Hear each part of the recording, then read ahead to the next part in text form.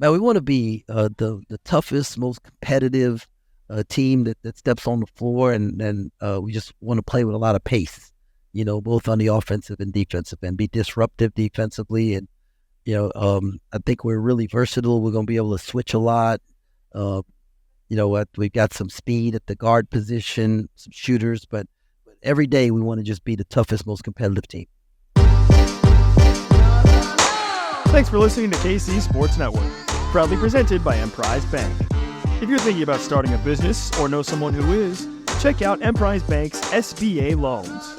It's always good to know your options, and they can be your partner in possible.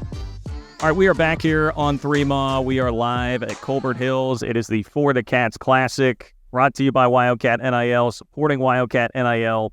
As a reminder, catsnil.com is where you can log on to help support the cause and help this man right here, Jerome Tang, build a championship roster, which it certainly looks like you've got the makings of that so far this year, Coach. But we appreciate you making some time. Like, how excited are you about what you guys have been able to put together? Well, I'm excited to be here, excited about this golf tournament, thankful for Wildcat NIL and along with MacArthur, Ashley, and just their support and all of this. And you guys for the great coverage that you give us, and we got some talented kids, but I tell everybody they're still kids, and we've got some maturing to do and a ways to go, but we're seeing progress and we're going.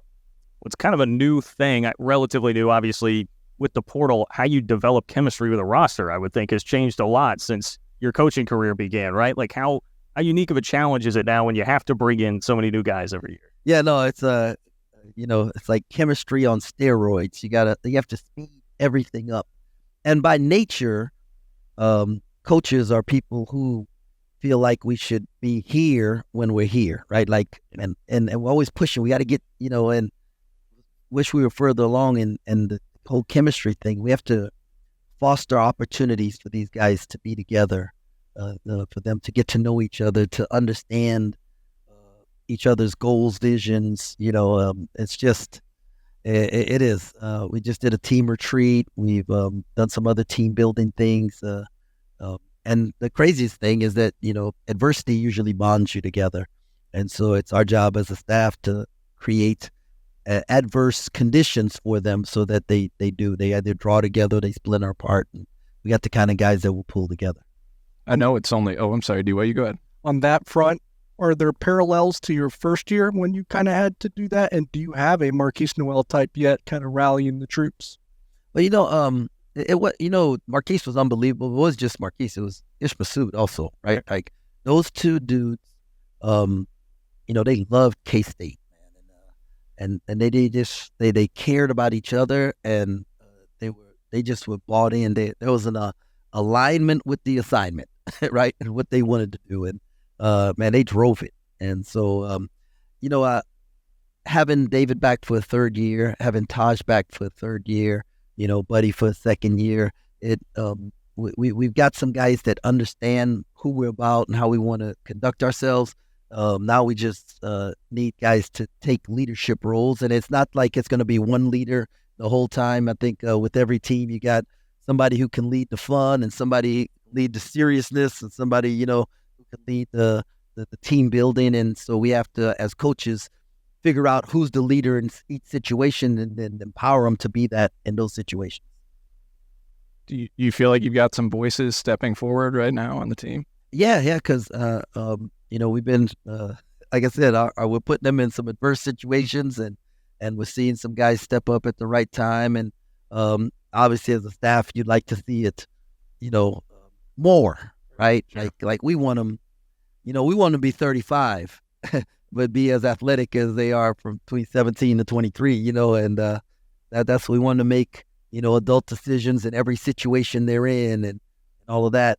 But they're kids. So, they just think things are going to happen. But I do see some growth take place. When I look at the composition of the roster, Coach, obviously I see winners, which I know you badly covet. Coleman Hawkins, big-time winner at Illinois throughout his career. Doug McDaniel may not have gotten to the tournament at Michigan, but he won in prep ball in high school. Brendan Hassan won down in Texas and Amarillo. So you've got winners. You also got a lot of length and a lot of shooting.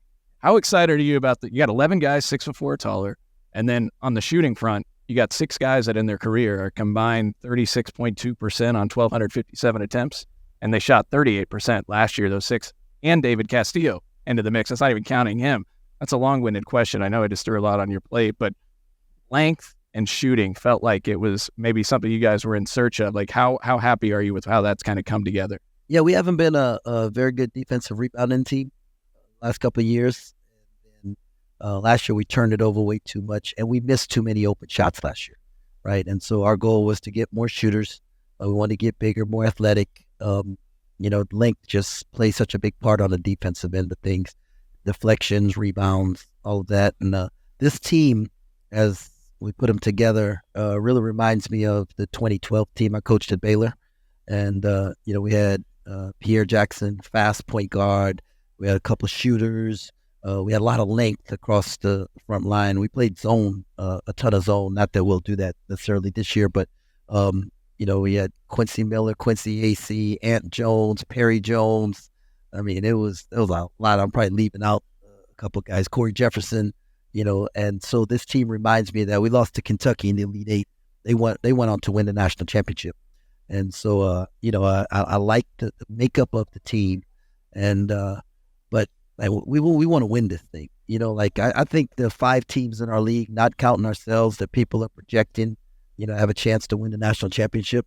And but every day when I go in the gym with those guys, our goal is to win the very last game, and we're trying to figure out the steps we have to take each day to give us a chance to get there.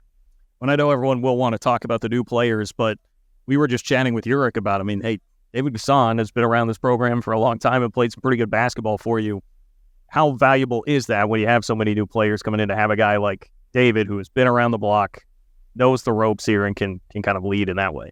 Yeah, man, he has so much experience, not just in college, but playing internationally with the national team, in the Netherlands. And I thought last year he was playing the best basketball of anybody on the team, at the end of the year, and just had really figured out how he could impact winning for us, and did a great job of it. And as soon as he got back on campus in July and was added to the mix, you just saw a difference, like practice ramped up, just his speed with which he plays with, how he can guard multiple positions, offensively he can play multiple positions, his confidence, and his confidence is showing out in how vocal he's been. And so that's been really cool. For a freshman, how impressed have you been with David Castillo and what he's brought to the table so far? Man, I know he was a winner. He played 2 years. He won gold medals with USA Basketball. And then last summer, he wasn't able to play. He broke his foot, and so he couldn't play. And that team that had won gold medals, without him, didn't even medal, right? And he just impacts winning, man. And since he's walked on campus, and his maturity and his approach is not that of an average freshman. And so, and he wants to be coached, right? He wants you to push him. He wants to be challenged. He studies film. He's in the gym every day. He's got a routine. I mean, like he approaches this thing differently, and the game's starting to slow down for him. Generally speaking, how has the approach to recruiting evolved in terms of high school versus portal anymore? Our first year, it was straight portal. We didn't have a chance to get very many high school kids. And the ones that we brought in, we redshirted, and so second year, I thought we signed 3 really good players, and the 2 that played transferred, right? And so we've taken the approach that if we're going to bring in a freshman, he's got to play. And he's got to be able to play. He's got to impact winning right away, because kids aren't going to sit around and wait. And so it has, so Dave's the only freshman we brought in this year.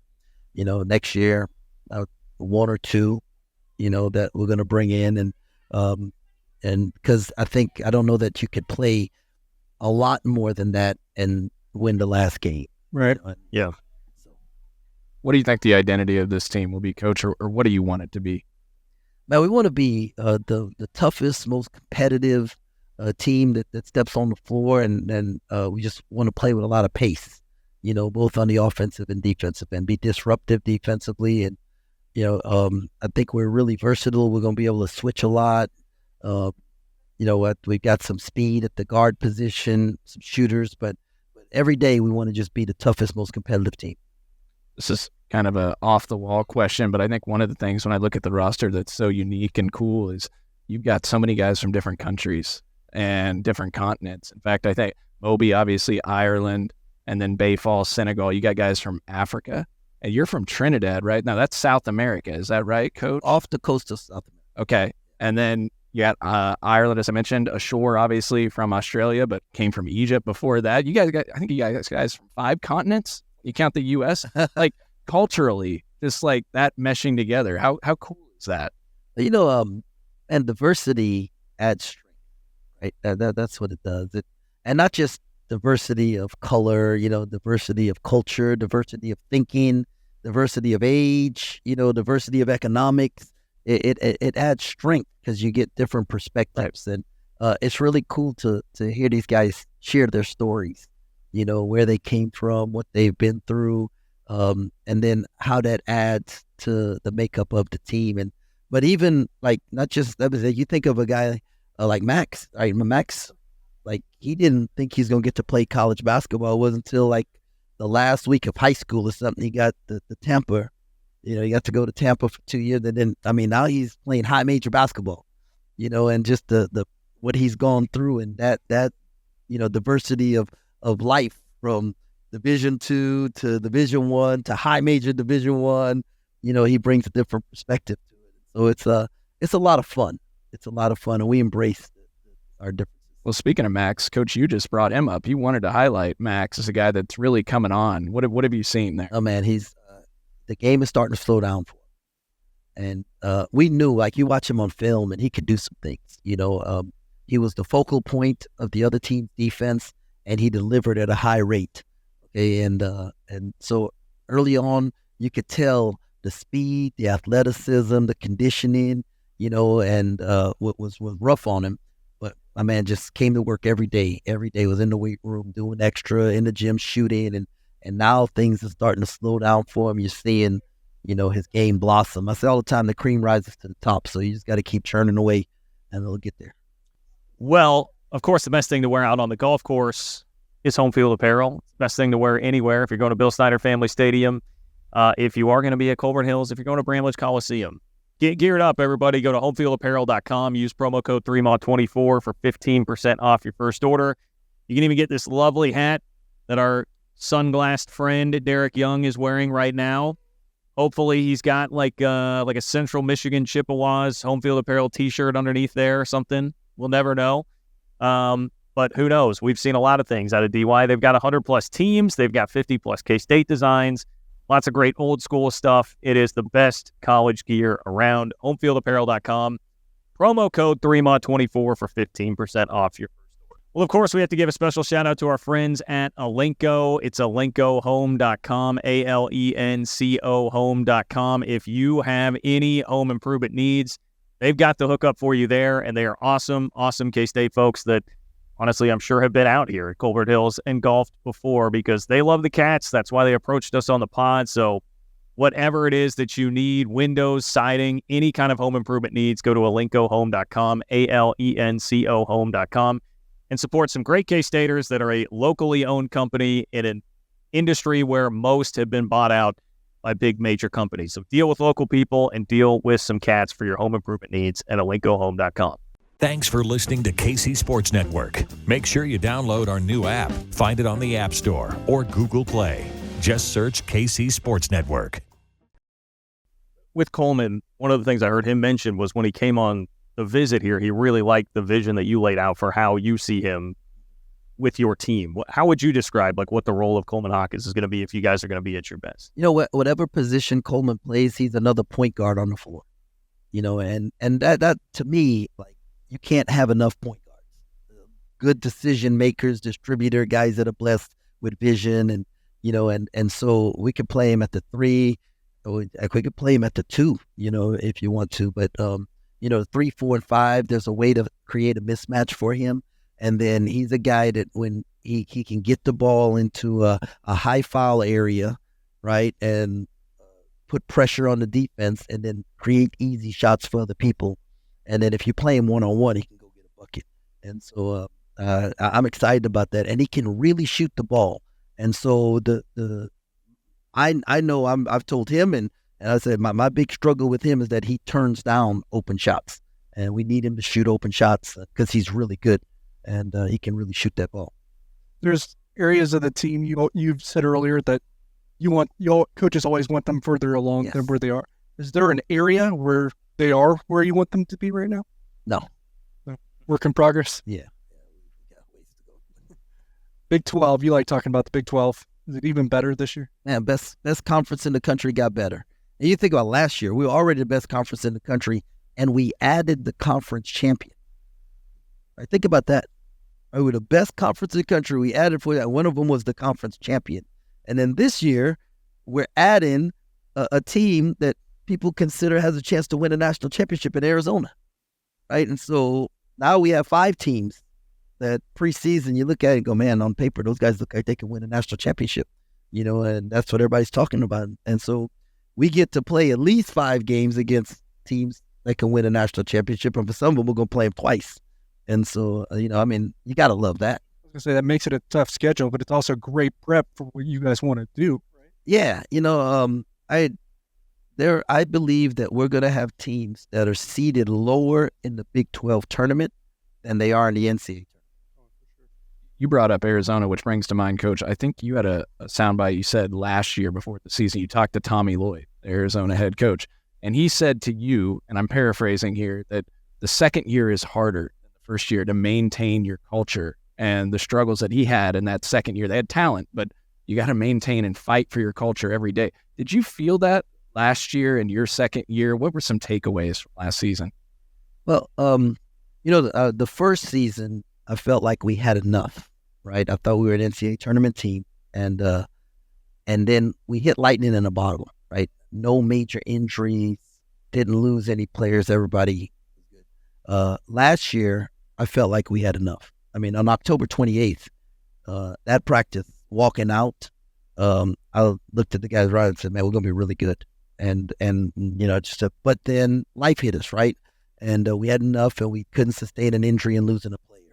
And so what we took away from last year is that we got to have more than enough. And I think we have a team that, God forbid, we lose somebody or lose an injury, that we can still be an NCAA tournament team if you lose a guy or two. And so that was the takeaway, that we got to bring in, have more, not just enough. One guy who I think certainly helps with that is Doug McDaniel, new point guard for you guys. I find it really interesting the way Uric described him, as he said, I don't know if he has Marquise Noel toughness, but at this stage in his career, he might be a better player than Marquise Noel was at that stage of his career. Like how fair of an assessment do you think that is, and what's he going to bring to the table?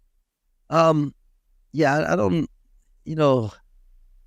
the comparison thing, my children taught me a long time ago that comparison is the thief of joy, right? Yeah. They actually quoted that to me. My children did one time, and so I've kind of stuck with that. So yeah, it's not because I wasn't with Keith in his third year of college. I don't know where he was at. I just got one blessed year with him, and I recruited a kid at Baylor named Tweety Carter, and Tweety was our first McDonald's All-American, just an unbelievable human being, and everybody after Tweety, people kept trying to compare to Tweety. I'd go back to Louisiana, they'd say, oh, he's the next Tweety Carter. I'd be like, man, y'all on crack. Right? Like nobody is going to be better than Tweety Carter, right? And then Tweety Carter's high school coach told me that Jared Butler was better than Tweety Carter. And I told him he was on crack. And then Jared came to Baylor. And then after 3 years with Jared being at Baylor, I had to call Coach Bird and say, okay, Coach Bird, you just won a national championship with Jared. You were right. Jared's better than, so it's going to be real hard for anybody to tell me this guy is better than Marquise Noel or as good as he is and that kind of stuff. Doug McDaniels is Doug McDaniels. He's fast. He's got special legs. He reminds me of Pierre Jackson with his legs, right? Like how fast he is. And he's super competitive, right? Like if you put him on a football field as a wide receiver against any DB, he's going to get open and catch the ball. And if you put him as a DB on any receiver, he's going to break the pass up. Like that's how he is. He's going to go, he's going to make winning plays, and then he wants to get better. right? He wants to get better and he wants to lead, and I'm excited about that. I'm excited about his growth from the time he stepped on campus to where he is right now, and excited to see where he's going to go. Tweety Carter and Lace Dunn, like that team at Baylor might be my favorite team to watch other than the K-State team. Like that game, I'm a self-indulgent question here. Do you remember the game in Waco when you played Jacob Pullen and company? It was like a great back-and-forth game. I mean, that's one of my favorite K-State wins of all time. I loved watching that team. And Lace Darius came to Manhattan and lit the out of us. Shot made like 8 or 9 threes, and you guys won that game. And he made 8 threes. And what happened is that Paul Mills, assistant at the time, made a fake scouting report. And on the scouting, and then he left it in the gym. And on the scouting report, he put that they'd said Lace was selfish, and he wouldn't pass the ball. And so, I thought it was real. I didn't know, like, man, Lace, you see what they say? And every time Lace hit a shot, he would look over at the bench and just scowl at Frank Martin. It's like, Did Mike Leach do that? Mike Leach, Oklahoma, Texas Tech, and left a fake game plan on the field, and the OU coaches grabbed it. Have you tried a fake scouting report? No, I have not tried a fake scout report. I forgot where it went to, but somebody left us a note, like they left one with a big smiley face on it, like, ha. What's Onions bring to this team? Oh man, a rim protector, right? Like it's so funny because we break up into group segments, and I'm watching this there, and I'm coming around, and guys, and they're always coming to me going, man, it is hard to score on Ugo. He's just hard to score. He's just big, and he's long, and he's hard to score on. And I'm like, well, is he hard to score, or do we just not have good post players? Like you're always like, well, I don't know. But man, he's a physical presence. He can run. He can block shots. He's a quick learner, right? His transfer of learning is really special, man. You tell him one time, he can go out there and do it. And so excited.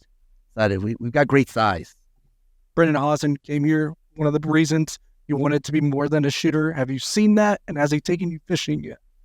Well, I'm not a fisher person, right? Like I know he's taken some other guys fishing and all that. Man, I knew I saw Brendan as a sophomore in high school, and we recruited him some before I got here, and then when we got here, that's when Jay Wright retired, and there was a chance he could transfer, and we was there. So I'm excited to coach him.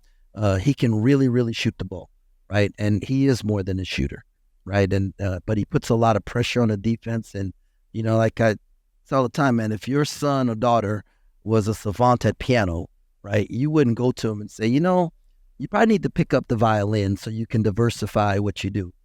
No, you're going to be a savant. So I don't ever want him to shy away from what he does at an elite level, and that is shoot the ball.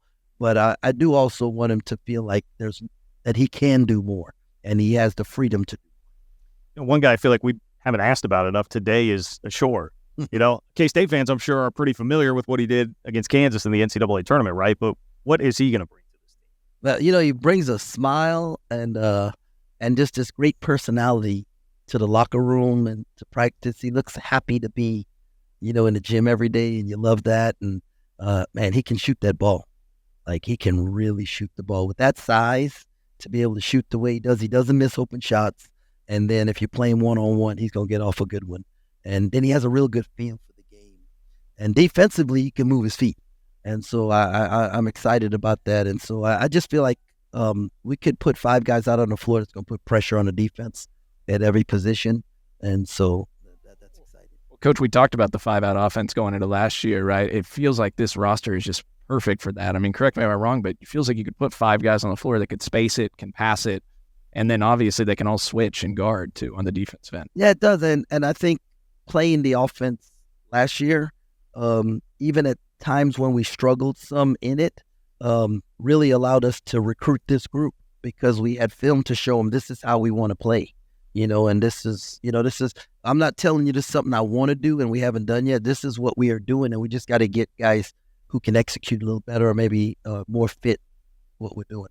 Do you know how many guys you want to play in the rotation, or are the players going to dictate that? yeah, but guys always dictate playing time. We want to win. I'm gonna put the 5 dudes on the floor to give us the best chance to win.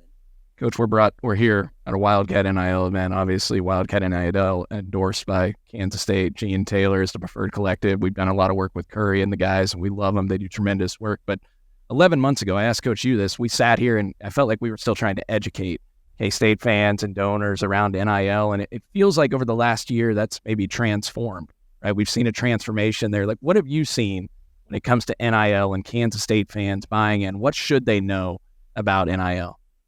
Well, this is where we're at in the grand scheme of college basketball, college athletics in general, right? Like NIL is here to stay, and there's that saying about putting toothpaste back in it. It's not happening now. There's gonna be some guidelines that maybe get put in and stuff. When that happens, I don't know. All I know is right now, college athletics has a level playing field, right? And I'm just saying, like, we got a window that we can take advantage of. And we can win a national championship in football. We can win a national championship in basketball because we can get the best players in the country to come because the playing field is level. Once the rules are put in and guidelines are put in, Coach Kleiman, myself, all the coaches in the country on our campus are going to abide by the rules that are put in place. But right now, right, like, looking free for all. Yeah, hey, we can go get it, right? And if you want to, let's go get it. Let's not be Blockbuster. Right? Let's not be Blockbuster. Right? In 2012, Netflix went to Blockbuster and said, hey, we make $5 million a year, but we're in debt. This is our idea. It's really great. They laid it out for them. Everybody at Blockbuster said, man, that's a great idea. We love it. And then they asked them, all right, how much is it going to cost? And Netflix said $50 million would pay off all our debt. And Blockbuster said, $50 million? No way. That's too much. We can't do that. 10 years later, Netflix is making $293 billion, right? And Blockbuster is out of business, right? We don't want to be Blockbuster. We can win a national championship in the next 2-3 years with the playing field being leveled. And then after they put the guidelines in, we'll always be operating as national champions, right? And they can do it in football. So $25 million for a football national championship. Is that too much? It might seem like it right now, but That's what it is. yeah, you know what I mean? Like, you give Chris Kleiman $25 million, right? Give Chris Kleiman the Ohio State roster, or whoever. Like, just give him the opportunity to get the guys that he wants, and he's going to win you a national championship. Give us the opportunity to get the guys we want, right? And we're going to win a national championship. And that's how much I believe in our staff, and our fans deserve it. And let's just get it done. Then when they put the guidelines in, we'll always be operating as national K-State football, national champ, K-State basketball, national champ, K-State women's basketball, national champ. And recruiting is different when you got that national champ logo. Yeah. And I cannot tell you how refreshing that attitude is to have that here as our head coach, man. We appreciate everything that you're doing, Coach Tang. Thank you for being out here. Thank you for preaching that message to everybody. Yeah, what's the prediction for tomorrow? Oh, we're winning. We're winning. And like, as football coach, fans want us to score on every drive, complete every pass, every run play, go for 7+ yards. And you know what I mean? That they want every shot to go in. As coaches, man, at the end of the day, we want to put ourselves in position to win the game, right? Now, we'll go back and say, hey, we could get better at this, we get better at that. And our team got better from week 1 to week 2 and played a much better opponent in a much better. I'm telling you, we're going to look back at the end of the season. Like, remember, was it last year?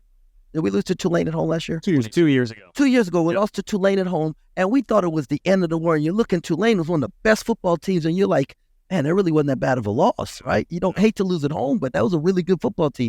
We're going to look back and go, man, that was a huge win. Yeah, that Tulane team in 22 on to beat USC in the Cotton Bowl. Yeah. Yep. You know what I mean? I'm just saying, like sometimes we read too much into or don't give the other team enough credit, so that was a really good football team, and our guys figured out a way to get a win, and we're going to figure out a way to get a win. Our fans are going to give us some extra juice, and we're going to cause some disruption on offense with their communication because of how loud we are in the stadium, right? And it's going to give us a little edge, and we're going to score a non-offensive touchdown one way or another, and Avery and the offensive line, and everybody just keeps getting better. And I'm excited. How valuable is having a football atmosphere like that when you bring recruits in? You can't put it into, you can't put a value on it. It's just unbelievable. When you walk in that stadium, the student section is going crazy. The environment, like the tailgating and, all of that, it's just, it's you can't put a value on it.